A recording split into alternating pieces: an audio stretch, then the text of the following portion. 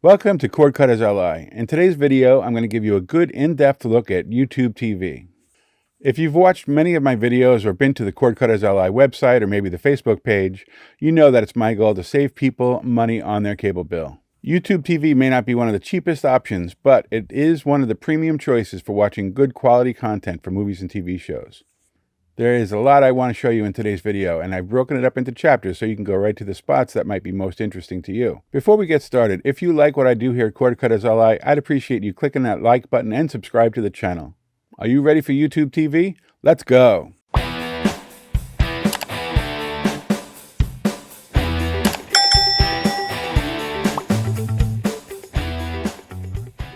So, as I said at the top, we are going to split this review up into parts or chapters. I will put each of the chapters with the time code in the description so you can quickly click on those if you want to go ahead and fast forward to the spot that you're interested in, or you can just go ahead and let this play and go through them one by one. First thing I'm going to show you is the content, like what networks are available, what sort of sports, news, the extra content, the movies, and so on, and the quality that you have available. The next thing would be what the guide looks like, what the options are, how to customize the guide, how to navigate around the electronic program guide or the EPG. Next, we're going to move on to how to search for stuff, whether it's live or upcoming, how to add stuff to the on-demand library. Next, I'm going to show you how to install and sign into YouTube TV on an Amazon Fire Stick, but it's really the same process, more or less, on other devices like Android TV, NVIDIA Shield, TiVo Stream 4K, and so on. And I'm going to show you the pricing. Yeah, the YouTube TV has gone up in price a few times in its sort of short lifespan. But, others have as well, and we're going to look at some of those at the end, and I do hope that you stick around for this. I'm going to show you all the things that I do and don't like about YouTube TV, the pluses, the minuses, the good, the bad, the ugly, and so on. So let's get right into this. Before I get into showing you a lot of the content that's available on YouTube TV, let me briefly show you around the interface here. At the top of the screen, you see Library, where you'll find all of the content that you've already recorded in the DVR. The next over there, you have the home, where you can basically look for other things. You can add stuff to your library. You could also rent or purchase some other stuff. I'm not really sure why they call it home, because it's probably going to be where you spend the least amount of your time. You're probably going to either spend your time in the library section or the live section. So while we're at the live section, let me go ahead and show you the content and the channels that you'd have. Now, the content on YouTube TV does change periodically, and they do change the lineup. For the most part, I think, making things better, but I do hear from time to time that people find that channels that they used to watch regularly are no longer available, and that's a shame, but it is what it is, and, contracts are what they are, and there's not a lot we can do about that. But let's go ahead and scroll down the EPG here and see what channels are available in the lineup. You'll start with your local network channels: CBS, NBC, Fox, ABC, and so on. We go into a couple of public channels. Then you're going to go into a couple of entertainment channels, followed by a lot of the sports content. Lots of different sports channels. There's a pretty good amount of sports content on YouTube TV. I had opted for the MLB package as well. It's baseball time.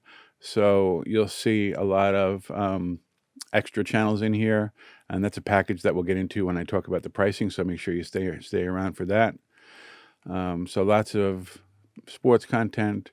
After we get past the sports content, you'll see it then goes into some more entertainment channels, some kids channels, all the different, kids networks, cartoons, and family shows and things. And then it goes into more of the adult entertainment type channels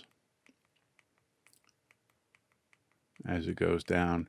And if you had any premiums packages or add-ons, and again, we'll talk about that later, those will be down in this area as well.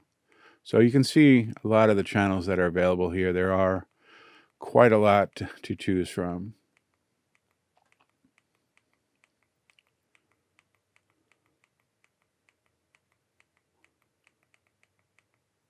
And there we are. So that's the content. Now, as for, let me go back up to the top. I guess you could hit the left arrow button and you can go back. That should bring you up to the top. Over here we have our library. If we've already saved some channels in our on-demand, that's where these things will be. I've experimented a little bit with this. I saved a couple of movies that we're going to air, and for the most part, they worked pretty good. And I should say, too, which is nice, I caught this Harry Potter movie. It was about a third of the way through, and I was curious to see what would happen is if I hit record on it, if it would go ahead and only record from the point that I started the recording, or if it would do the whole show. So I started the recording. I said, go ahead and record it. I was about a third through. Came back the next day, today actually, and the whole movie is there. So that was a nice surprise. I didn't really expect that, but was happy that was there. I'm going to go into more detail in the section about the searching and the on-demand and adding to the library stuff a little later on. So make sure you stay around for that. Now that I've shown you all the channels that you get currently at the time of this recording, I'm going to go ahead and show you how to navigate around the interface and how to get around to the different stuff that you want to watch. So in the live TV section here, you just go ahead and select the channel that you want to play. There, unfortunately, on a Fire Stick, there's no way to like go up and down in your channels. Like if you just hit the up arrow button, it's not really going to do anything. It's going to bring you back to, like the screen with the different options on what you can do. So you hit the back button, move down, find a different channel that you want to go to, and then go ahead and click the select button and it'll get you there. So it does take a little bit of getting used to, but it's not really that bad compared to some of the other interfaces that are out there. One thing that I will mention, however, is if you have a different device that has a channel up and down button on the remote, for example, the TiVo Stream 4K. If you've seen I did a review on that a while back. I'll put a link to it up there. That has a channel up and down button on it, in addition to the volume up and down buttons like the Fire Stick has. And if you have this app on the TiVo Stream 4K, you can go up and down quickly through the channels with those buttons. In fact, if I was just starting out with cutting the cord, I would probably, after watching this video at least, I would probably start with the TiVo Stream 4K and perhaps YouTube TV as a starting point to see if I like it. The TiVo Stream 4K I'm very impressed with. I do put it kind of head-to-head with the Amazon 4K Fire Stick. And with the addition of those channel buttons, it definitely makes this app much, much better, I think. So all of the live channels will be in this first section here, and this is the stuff that you can go to quickly. So that's how to navigate around the guide. Now, you might think, well, I don't watch CBS very often. I hardly ever watch picks. I don't need these PBS channels on my list. You can customize this EPG, and it's pretty good, actually. The only thing you do need to do is you need to do it on your Android phone, iPhone, or a computer. So, and what you do is you would, let me go ahead and out, and I'll come back here. If you look up here to this section, this is the list, and it's in the default view right now. I'm gonna back out and go to my computer real quick and show you how to change those settings, so you can customize this EPG. Okay, so here I am on the computer. You go to tv.youtube.com and you go ahead and log in, and you would go ahead and over to settings, and then you scroll down to live guide. So here you have all of the different channels, and this is another place where you can quickly look at the different channels that you have available. All right, up and down. And all of them are selected right now. If you don't want to show a specific network, like I was saying earlier, I don't want to watch CBS. I don't like the PBS networks. And I like some of these. But I do watch ESPN a lot. So what I can do with ESPN is I can move it up to the top of the list. Let's say I watch it down right after CBS, and NBC. All right, so now that actually I got rid of CBS, so it'll be right at the top. I watch ESPN more than anything else, so I'm going to have that right at the top of my screen. And that's it. I also want to mention that, like I said earlier, the YouTube TV channel lineup does change periodically. So if you do have your EPG set for custom, which I'm going to show you how to do in a minute, if they add channels, they're not going to automatically show up here on your guide. So like if they add a channel, for example, if Comedy Central wasn't on the channel lineup for YouTube TV and then they suddenly added it, this would be unchecked if you have your display set for custom. So you want to go ahead and especially if you hear about any new channels being added, or if you want to just check periodically to see if YouTube has added any new channels, you come in here and just make sure that they're all checked so you do get all the channels that you're paying for. Because it isn't exactly cheap, and you do want to get everything that you're paying for if it is what you want to see. So let's go out of here, and we'll go back to our Fire Stick. And here we are back. So I'm going to go back into the default, and I'm going to change that to custom. And as you see there, it has now ESPN is there, CBS is gone, and then the rest of the channels are down here like we wanted. So you can do, all the customization that you want. You can put them in any order that you want, and it's really pretty easy to do. Let's go up to the search. Let's say we want to search for a specific show, or Chicago Fire. Let's do Chicago Fire. So we hit, once you start typing, it'll kind of throw up some suggestions for you. Let's say I wanted to add Chicago Fire to my library. The on-demand library for YouTube TV, or the DVR, if you will, is basically all you can eat, or I should say all or nothing. What that means is if you want to record a specific episode of Chicago Fire, for example, you can't. You need to record all the episodes. But again, that doesn't matter because you have unlimited space on YouTube TV for DVR, right? So we go into Chicago Fire, and we go up here, and we say Add to Library. So as it says it's been added to the library. We'll record upcoming episodes as they become available. So every airing of Chicago Fire will show up in your library, and you can watch them later on if you want to. You could also watch, if you go down here, if you look at the bottom of each one of these, it says released 5 days ago. Anytime it says released down there, that means that it's available to watch right now. And they do that. They do that quite a bit, where they'll have several episodes. They'll go back a month or two or whatever, and show a lot of the previously run shows, and you can watch those as you want. And then they have stuff that says upcoming. That's stuff that's on the schedule and can be, or will be recorded the next time it airs. So that's how that all works. YouTube TV is really easy to install on the Amazon Fire Stick, so I'm going to go ahead and show you how to do that now. We'll go to the home screen, and we just use the voice button on your Fire Stick remote and just say YouTube TV. YouTube TV. It should find the app and let you know it's there to install.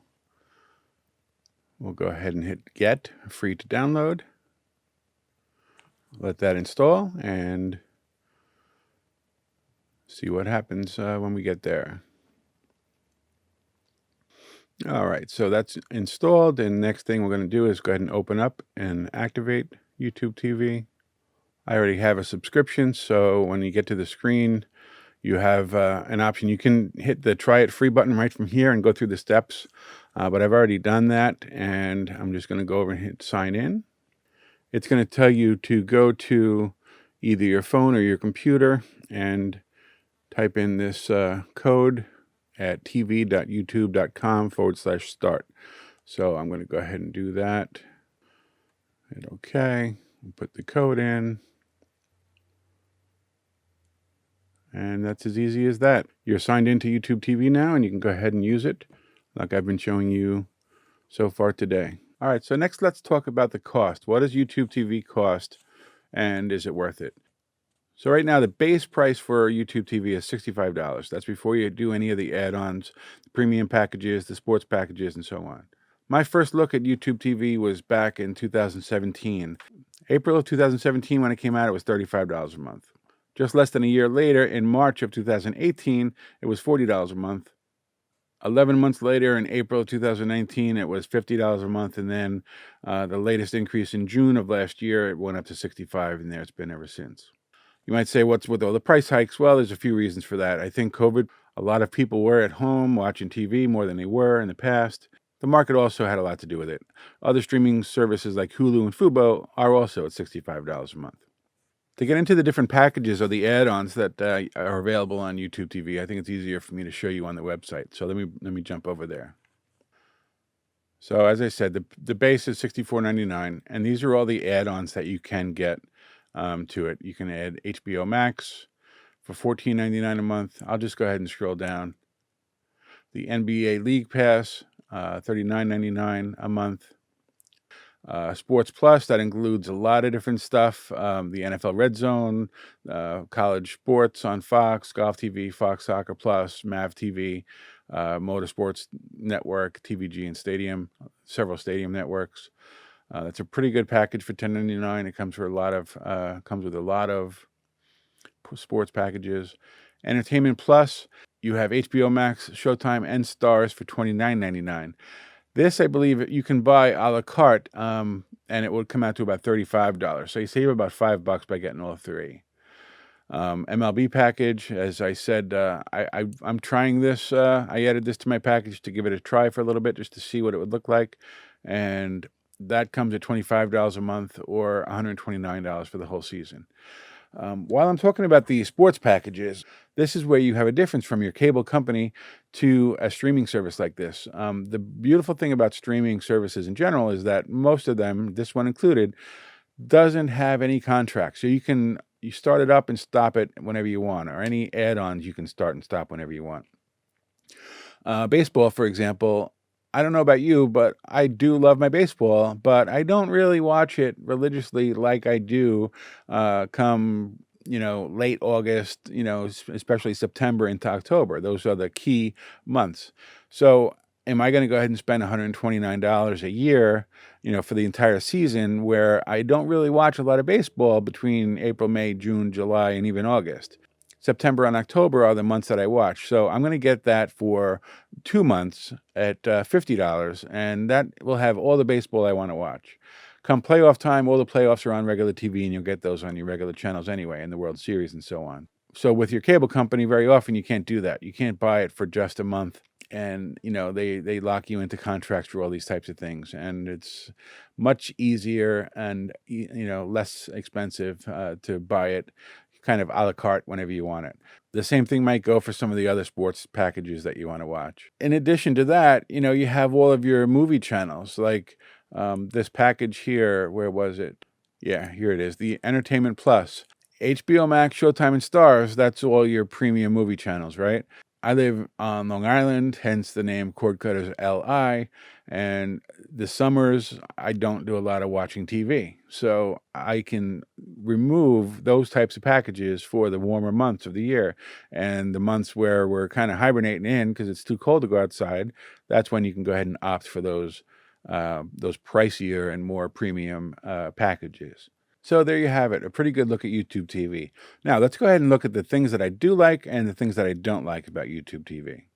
We'll start with the ones I don't like so much. I'm not crazy about the guide and the fact that you have to, especially on the Fire Stick, if you don't have a device that has a channel up and down button. So if you just want to go up and down the dial, you've gone through the trouble of customizing your EPG so you have all the channels in the order that you want them in. But now to go up and down those channels, you have to actually still go out of the channel that you're in, move down to the next channel, and then go back into it. And, unless you have a device that has a channel up and down button, that's not all that pleasant. Next thing is a bit of buffering. You do get 2 or 3 seconds of buffering in between each channel change. That does also improve greatly if you have a device like TiVo Stream 4K that has the up and down channels, because it does seem to go a little quicker. The next thing is the quality of the streams. I didn't get into this too much because I really can't play or show you the content. Streaming on YouTube, they don't really care for that too much for copyright reasons, but the quality is a little subpar. You're going to get a pretty decent amount of 1080p HD streams, but very, very few 4K streams. Some of the other streaming apps are starting to beat YouTube TV when it comes to that. The biggest one by far, I would have to say, is the price. It is one of the more expensive services, although it does work better than a lot of them. It is one of the more expensive services, and you will be paying. I hear the argument all the time where, why bother cutting the cord if I'm just going to go ahead and turn around and not give the money to the cable company anymore, but then to give it to somebody else instead. Well, there is an argument there, but I think if you do the math and you figure it out and you have the ability to start and stop your services and the add-ons as you want to, it might pay still. So, you have to just figure that out for yourself. The all you can eat, or the all or nothing in the DVR. I'm not all that thrilled with the fact that you have to record entire seasons or entire shows. I would prefer the ability to say, well, let's say I'm not available on Monday night, and that's a show that I like to watch. I'll set the DVR for that. I guess that's sort of a leftover habit that I have from the cable company. You get used to setting the the DVR to record what you want. So what will end up happening in time, I think, is that you will have just a ton of stuff to sift through to get through the recorded content that you want to watch. So that, I guess you could look at that as a good thing or a bad thing. You have unlimited DVR space, and on the other hand, it's a lot of stuff perhaps to go through if you're not good about the the spring cleaning and getting rid of the stuff that you don't want. Now let's talk about the stuff that I do like.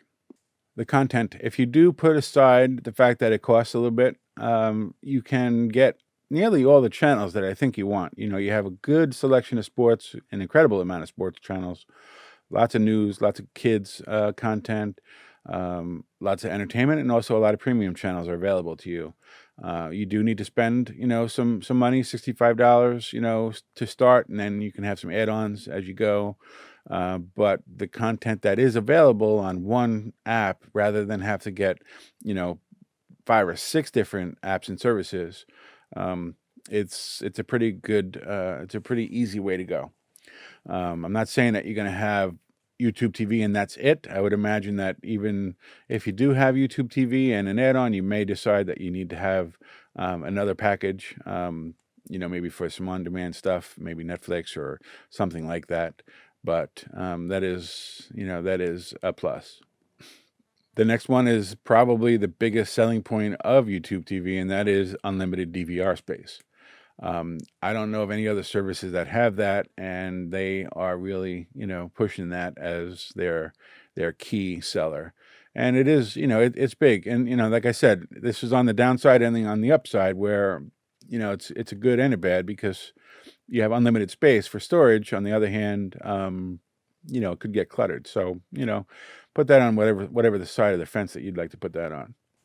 The next thing is how easy it is to install. There's no side loading of an app where you have to go through some, unknown website to go and get it and download it and install it, as some of the other videos that I've shown you on this channel.